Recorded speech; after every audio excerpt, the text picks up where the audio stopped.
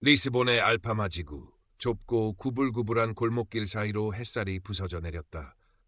빨간 지붕과 파스텔톤 외벽의 낡은 건물들이 빼곡히 들어선 풍경은 마치 시간 여행을 온 듯했다. 마리아 실바는 이 오래된 동네의 작은 아파트에서 어머니와 함께 살고 있었다. 22살의 마리아는 조용하고 내성적인 성격이었지만 마음속에는 예술에 대한 깊은 열정을 품고 있었다. 그녀의 낡은 스케치북에는 리스본의 풍경과 사람들의 얼굴이 섬세하게 담겨 있었다. 언젠가 제대로 미술 공부를 하고 자신의 그림으로 세상과 소통하고 싶다는 작은 꿈을 꾸고 있었다. 최근 몇 년 사이 알파마 지구는 변하고 있었다. 관광객들이 늘어나고 낡은 건물들이 비싼 가격에 팔려나가 고급스러운 숙소나 상점으로 개조되었다. 동네 주민들은 낯선 이들의 증가와 치솟는 집값에 불안감을 느꼈다.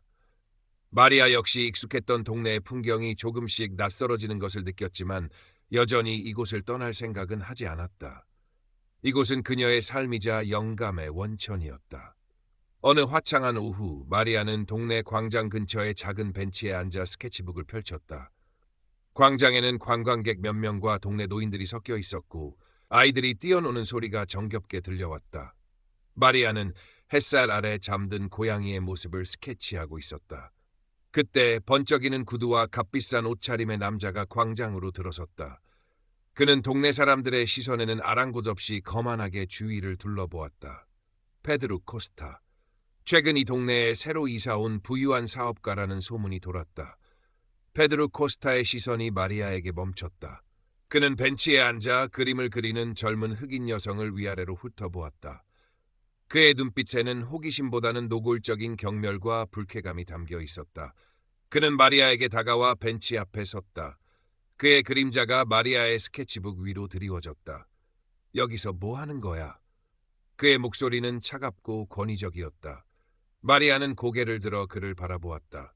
예상치 못한 질문에 잠시 당황했지만 침착하게 답했다. 그림을 그리고 있었어요. 페드로는 마리아의 스케치북을 힐끗 보더니 비웃는 듯한 표정을 지었다. 그림, 여기서 구걸하는 건 아니고? 마리아의 얼굴에서 핏기가 가셨다. 모욕적인 말에 심장이 빠르게 뛰었지만 애써 평정을 유지했다. 아닙니다. 저는 그냥 제 그림을 그리는 거예요. 페드로는 코웃음을 쳤다. 이런 데서 시간을 낭비하지 마. 내가 있을 곳이 아니야. 다른 데 가서 해. 테넷, 여기는 공공장소인데요. 마리아는 떨리는 목소리로 말했다. 페드로의 눈매가 날카로워졌다. 말대꾸하지 마. 난 이 동네 주민이고 이런 수상한 사람들이 돌아다니는 걸 원치 않아. 당장 여기서 일어나. 그는 손에 들고 있던 스마트폰을 들어 마리아의 얼굴 쪽으로 향했다. 계속 버티면 사진을 찍어서 신고할 거야. 경찰이 오면 네가 여기서 뭘 하려 했는지 알 수 있겠지. 아니면 다른 사람들에게 네가 어떤 사람인지 알려줄 수도 있고. 그의 목소리에는 노골적인 협박이 담겨 있었다. 마리아는 그의 오만한 태도와 위협적인 말에 압도당했다. 주변 사람들은 그들의 대화를 들었지만 대부분 못 들은 척 시선을 피하거나 서둘러 자리를 떴다. 그녀는 깊은 수치심과 무력감을 느꼈다. 맞서 싸울 용기가 나지 않았다. 그녀는 천천히 스케치북을 덮고 자리에서 일어섰다. 알겠습니다. 마리아는 작게 속삭이고는 서둘러 광장을 벗어났다. 페드루 코스타는 마리아의 뒷모습을 보며 만족스러운 미소를 지었다. 그의 눈에는 여전히 경멸감이 가득했다. 마리아는 골목길을 걸어 나오면서 눈물이 차오르는 것을 느꼈다. 심장은 여전히 빠르게 뛰고 있었고 얼굴은 화끈거렸다. 그의 모욕적인 말과 눈빛이 머릿속을 떠나지 않았다. 내가 있을 곳이 아니야. 그 말은 단순히 장소를 떠나라는 뜻이 아니었다. 그녀의 존재 자체를 부정하는 말이었다. 집에 돌아온 마리아는 소파에 쓰러져 한참을 울었다. 어머니 엘레나는 딸의 상태를 보고 깜짝 놀라 달려왔다. 마리아는 울먹이며 광장에서 있었던 일을 이야기했다. 엘레나는 딸을 꼭 안아주며 위로했다. 세상에 말이야, 그런 사람이 있다니. 엄마, 그 사람 눈빛이 마치 제가 더러운 벌레라도 되는 것 같았어요. 마리아는 흐느꼈다. 엘레나는 한숨을 쉬었다. 알아, 내 딸. 세상에는 그런 사람들이 있어. 부끄러워할 필요 없어. 잘못한 건 네가 아니야. 하지만 엘레나는 이내 현실적인 걱정을 내비쳤다. 그래도 그런 사람하고 엮이는 건 위험해. 돈 많고 힘 있는 사람들은 무슨 짓을 할지 몰라. 그냥 잊어버리자, 응? 다신 그 근처에 가지 마. 마리아는 어머니의 말에 고개를 끄덕였지만 마음속 깊은 곳에서는 분노와 부당함이 들끓었다. 잊어버리라니? 어떻게 잊을 수 있단 말인가? 자신은 아무 잘못도 하지 않았는데 단지 피부색과 옷차림 때문에 그런 모욕과 위협을 받아야 했다는 사실이 견딜 수 없었다. 며칠 밤낮으로 마리아는 잠을 설쳤다. 페드로 코스타의 오만한 얼굴과 비웃음이 계속 떠올랐다. 거리에서 낯선 백인 남성들을 볼 때마다 심장이 철렁거렸다. 그녀는 다시는 그 광장 근처에 가고 싶지 않았지만 동시에 그에게 당당하게 맞서고 싶다는 강렬한 충동을 느꼈다. 어느 날 마리아는 용기를 내어 다시 그 광장으로 향했다. 페드로 코스타는 보이지 않았지만 그날의 기억이 생생하게 되살아났다. 그때 광장 한쪽에서 이야기를 나누고 있는 두 명의 노인을 발견했다. 그들은 마리아가 페드로 코스타와 대화하는 모습을 목격했던 사람들이었다. 마리아는 망설이다 그들에게 다가갔다. 안녕하세요. 죄송하지만 혹시 며칠 전에 저와 어떤 남자가 여기서 이야기하는 걸 보셨나요? 노인들은 마리아를 알아보는 듯했다. 한 노인이 고개를 끄덕였다. 아, 그때 그 젊은 아가씨? 봤지? 그 부자 영감탱이가 뭐라 하던가? 마리아는 심장이 뛰는 것을 느끼며 그날 있었던 일을 간략하게 설명했다. 노인들은 고개를 끄덕이며 분개했다. 그럴 줄 알았어. 그 영감탱이 이사 온 지 얼마 되지도 않았으면서 동네 사람들을 무시하는 게 눈에 보여. 자기 돈으로 뭐든 할 수 있다고 생각하는 모양이야. 마리아는 희미한 희망을 느꼈다. 혹시 그때 그분이 저를 위협하거나 모욕했다는 걸 증언해 주실 수 있나요? 노인들은 잠시 망설였다. 다른 노인이 말했다. 증언이라. 경찰서에 가야 하는 건가? 귀찮은 일에 엮이기 싫은데.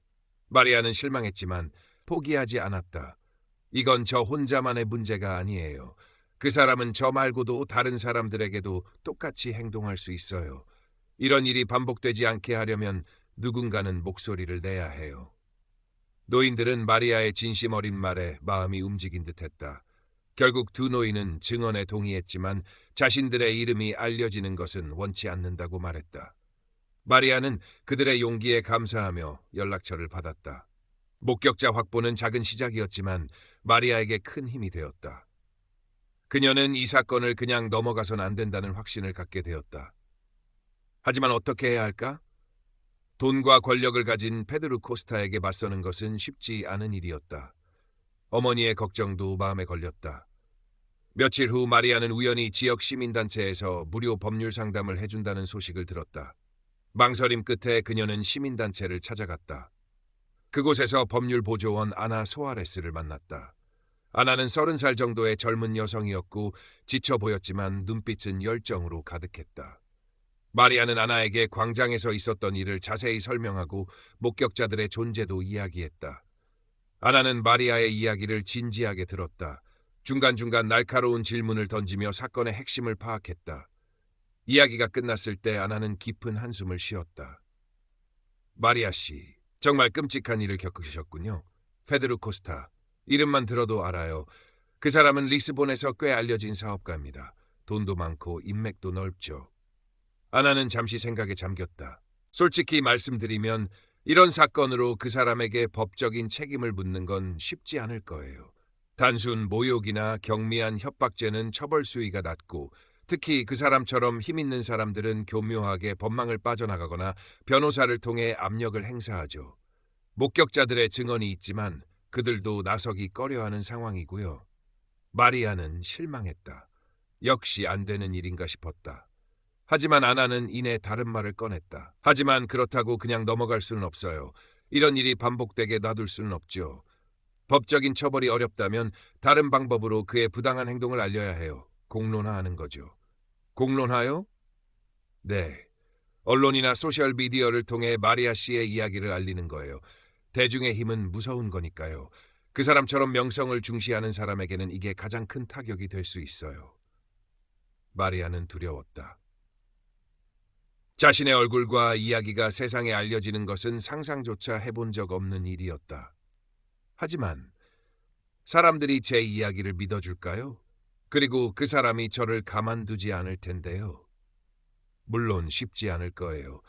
그 사람은 분명히 마리아 씨를 공격하거나 사건을 축소하려 할 겁니다. 하지만 저희 시민단체가 함께 할 거예요. 그리고 마리아 씨의 용기 있는 목소리는 분명히 많은 사람들의 공감을 얻을 수 있을 거예요.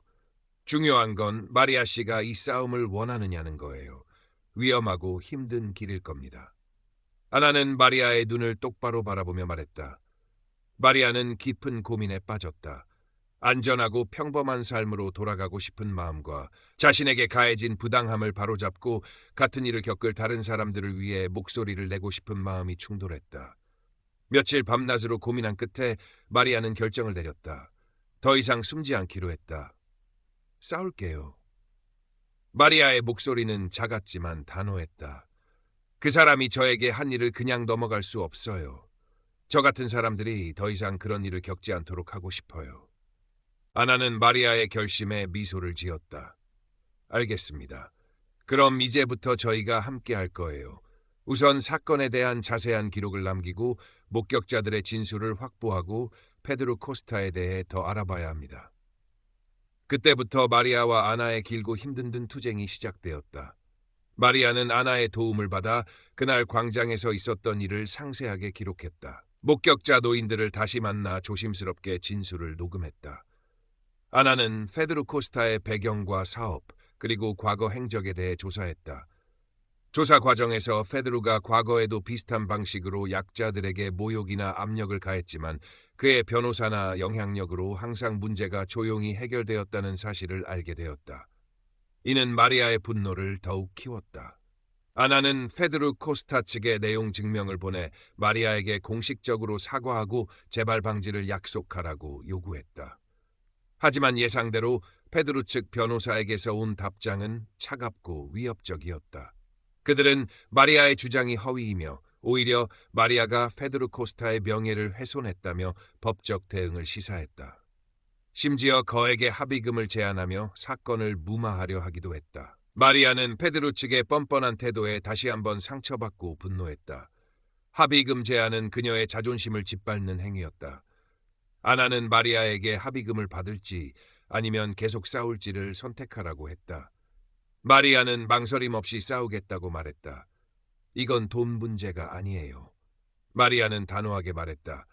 그 사람이 자신의 잘못을 인정하고 다시는 이런 짓을 못하게 만들어야 해요. 투쟁 과정은 순탄치 않았다. 경찰에 신고했지만 경찰은 사건을 경미하게 처리하려 하거나 증거 불충분을 이유로 소극적인 태도를 보였다. 페드로의 영향력이 경찰 내부에도 미치고 있는 것은 아닌지 의심스러웠다. 목격자 노인들도 처음에는 용기를 냈지만 페드로 측 변호사가 찾아와 압력을 가하자 불안해하며 증언을 철회하려 하기도 했다. 마리아는 그들을 설득하기 위해 애썼지만 그들의 두려움을 이해할 수밖에 없었다. 마리아는 좌절감을 느꼈다. 거대한 체계와 권력 앞에서 자신은 너무나 작은 존재 같았다. 포기하고 싶은 마음이 여러 번 들었다. 하지만 그때마다 광장에서 느꼈던 수치심과 불력감, 그리고 페드로 코스타의 오만한 얼굴이 떠올랐다. 그리고 자신처럼 부당한 일을 겪었을 다른 사람들을 생각했다. 어머니 엘레나는 처음에는 마리아의 투쟁을 걱정했지만 딸의 단호한 결심과 변화하는 모습을 보며 묵묵히 지지해주기 시작했다. 따뜻한 밥을 차려주고 지친 딸을 안아주는 것이 엘레나가 할 수 있는 최선이었다. 아나는 지치지 않고 마리아를 도왔다. 법률적인 조언뿐만 아니라 언론 접촉 방법, 소셜미디어 활용 전략 등을 함께 논의했다. 그녀는 마리아에게 용기를 잃지 말라고 다독였고 이 싸움이 얼마나 중요한 의미를 갖는지 끊임없이 일깨워 주었다. 몇 달이 흘렀다. 공식적인 절차는 지지부진했고 페드로 코스타는 여전히 건재했다. 마리아와 아나는 더 이상 기다릴 수 없다고 판단했다. 이제 대중에게 직접 호소할 때였다. 그들은 작은 기자회견을 준비하고 사건의 증거와 마리아의 이야기를 담은 자료를 만들었다. 기자회견 날 아침 마리아는 극도의 긴장감에 시달렸다. 손이 떨리고 심장이 목구멍까지 차오르는 것 같았다. 수십 명의 기자들과 카메라 앞에서 자신의 얼굴과 이름을 드러내고 끔찍했던 경험을 이야기해야 한다는 생각에 다리가 후들거렸다. 어머니 엘레나는 마리아의 손을 꼭 잡아주었다. 내 딸, 네가 옳다고 믿는 일을 하는 거야. 엄마는 네가 자랑스러워. 아나 소아레스는 마리아에게 용기를 북돋아 주었다. 마리아 씨, 두려워하지 마세요. 마리아 씨의 목소리는 혼자가 아니에요.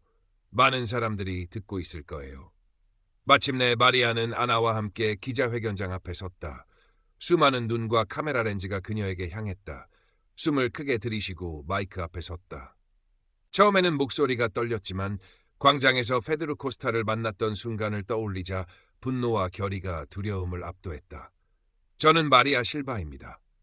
마리아는 또렷한 목소리로 말했다. 저는 몇 달 전 제가 사는 동네 광장에서 페드로 코스타 씨에게 끔찍한 모욕과 위협을 당했습니다. 단지 제가 흑인이고 그가 보기에 제가 있을 곳이 아닌 곳에 있었다는 이유로 말입니다. 마리아는 그날 있었던 일을 담담하고 진솔하게 이야기했다. 페드로 코스타의 모욕적인 언행, 위협, 그리고 자신이 느꼈던 수치심과 무력감. 그녀는 목격자들의 증언과 아나와 함께 모은 자료를 제시했다. 그리고 페드로 코스타가 과거에도 비슷한 행태를 반복해왔다는 사실을 폭로했다. 저는 이 사건을 통해 깨달았습니다. 마리아의 목소리는 점차 힘을 얻었다. 이것은 단순히 한 개인의 문제가 아닙니다. 돈과 권력을 가진 사람들이 자신의 편견과 특권을 이용해 약자들을 짓밟고 사회는 그들을 제대로 처벌하지 않는 체계적인 문제입니다. 저는 처음에는 두려웠습니다. 숨고 도망치고 싶었습니다. 하지만 더 이상 침묵할 수 없었습니다. 저와 같은 사람들이 부당한 대우를 받는 세상에 살고 싶지 않습니다. 마리아는 눈물을 글썽였지만 끝까지 당당함을 잃지 않았다. 저는 페드로 코스타 씨에게 자신의 잘못을 인정하고 사과할 것을 요구합니다. 그리고 이 사건을 통해 우리 사회가 인종적, 계급적 편견과 권력 남용에 대해 깊이 성찰하고 변화를 시작하기를 바랍니다. 이 싸움은 저 혼자만의 싸움이 아닙니다. 정의를 원하는 모든 사람들의 싸움입니다. 기자회견장은 잠시 침묵에 휩싸였다가 이내 기자들의 질문이 쏟아졌다. 마리아는 아나의 도움을 받으며 질문에 답했다. 기자회견은 성공적이었다. 마리아의 용기 있는 고발은 즉각적으로 언론의 헤드라인을 장식했다. 소셜미디어는 마리아의 이야기로 뜨겁게 달아올랐다. 많은 사람들이 마리아에게 지지와 응원을 보냈고 자신의 경험을 공유하며 연대했다. 페드로 코스타에 대한 비난 여론이 들끓었다. 페드로 코스타는 예상치 못한 대중의 반응에 당황했다. 그의 변호사는 즉각적으로 마리아의 주장이 허위이며 명예훼손이라며 반박 성명을 냈고 마리아를 상대로 법적 조치를 취하겠다고 위협했다. 언론을 통해 마리아의 과거를 들춰내거나 그녀를 정신적으로 불안정한 사람으로 몰아가려는 시도도 있었다. 페드로는 자신의 영향력을 총동원하여 사건을 무마하려 했다. 그에게는 돈과 권력이 있었고 그것으로 모든 것을 해결할 수 있다고 믿었다. 하지만 이번에는 달랐다. 마리아의 이야기는 많은 사람들의 마음을 움직였고 단순한 개인적인 사건을 넘어 사회적인 문제로 인식되었다. 시민단체와 연계된 활동가들은 페드로 코스타의 사업에 대한 불매운동을 벌이거나 그의 부당한 행동을 규탄하는 시위를 조직했다. 페드로의 명성은 빠르게 추락했고 그의 사업에도 타격이 가기 시작했다. 일부 정치인들과 공인들도 여론에 밀려 조심스럽게 마리아를 지지하는 목소리를 내기 시작했다. 페드로 코스타는 궁지에 몰렸다. 그는 마리아에게 직접 연락하여 거액의 합의금을 다시 제안하며 모든 것을 덮자고 회유하려 했다. 하지만 마리아는 단호하게 거절했다. 당신은 돈으로 모든 것을 살 수 있다고 생각하겠죠. 마리아는 전화 너머에 페드로에게 말했다. 하지만 제 존엄성은 살 수 없어요. 당신은 당신의 행동에 대한 대가를 치러야 할 겁니다. 결국 페드로 코스타는 대중의 압력과 일부 법적 조사, 시민단체의 고발로 인한 명예훼손 또는 경미한 폭행 혐의 등에 직면하게 되었다. 그의 변호사들은 최선을 다해 방어했지만 명백한 증거와 압도적인 여론 앞에서 완전히 빠져나갈 수는 없었다. 그는 결국 벌금형을 받거나 사업적으로 큰 손실을 입거나 사회적인 지위와 명성에 심각한 타격을 입는 등 부분적인 책임을 지게 되었다. 그는 완전히 몰락하지는 않았지만 더 이상 예전처럼 오만하게 타인을 무시할 수는 없게 되었다. 그의 얼굴에는 더 이상 예전의 자신만만함 대신 당황과 분노 그리고 꺾인 오만함이 섞여 있었다. 마리아에게 이 사건은 끝이 아니었다. 그녀는 페드루 코스타가 완전히 몰락하지 않았고 여전히 사회적으로 영향력을 행사할 수 있다는 사실에 씁쓸함을 느꼈다. 체계는 여전히 권력층에게 관대했고 정의는 완벽하게 실현되지 않았다. 하지만 마리아는 자신이 이 싸움을 통해 무엇을 얻었는지 알고 있었다. 그녀는 더 이상 예전의 조용하고 내성적인 마리아가 아니었다. 자신의 목소리를 찾는 데 성공했고 부당함에 맞설 용기를 얻었다. 그녀의 이야기는 다른 사람들에게도 용기를 주었고 사회의 인종적, 계급적 편견과 권력 남용에 대한 중요한 화두를 던졌다. 그녀의 예술은 더욱 깊어졌다. 광장에서 겪었던 고통과 투쟁의 과정은 그녀의 그림에 새로운 영감을 불어넣었다. 그녀는 자신의 경험을 바탕으로 사회 비판적인 메시지를 담은 그림을 그리기 시작했고 사람들은 그녀의 그림에 공감했다. 어머니 엘레나는 딸을 무척 자랑스러워했다. 아나 소아레스와 마리아는 단순한 조력자와 의뢰인을 넘어선 동지애를 느꼈다. 그들은 여전히 사회에 남아있는 편견과 불평등에 대해 이야기했고 앞으로도 함께 목소리를 내기로 약속했다. 리스본의 석양 아래 마리아는 테주 강가를 걸었다. 강물은 잔잔하게 흘렀고 멀리 25대 아브릴 다리가 보였다. 그녀의 얼굴에는 여전히 그날의 상처가 희미하게 남아있었지만 눈빛은 이전보다 훨씬 강하고 단호해져 있었다. 그녀는 완전한 정의를 얻지 못했지만 자신의 투쟁이 헛되지 않았음을 알았다. 작은 씨앗이 뿌려졌고 이제 그 씨앗이 자라나 사회를 조금이라도 변화시키기를 바랐다. 싸움은 끝나지 않았다. 편견과 불평등은 여전히 존재했고 체계는 여전히 느리게 움직였다. 하지만 마리아는 더 이상 두렵지 않았다.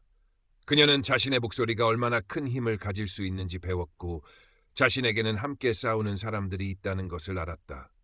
리스본의 좁은 골목길에서 시작된 작은 사건은 한 젊은 여성의 삶을 바꾸었고 도시 전체에 작은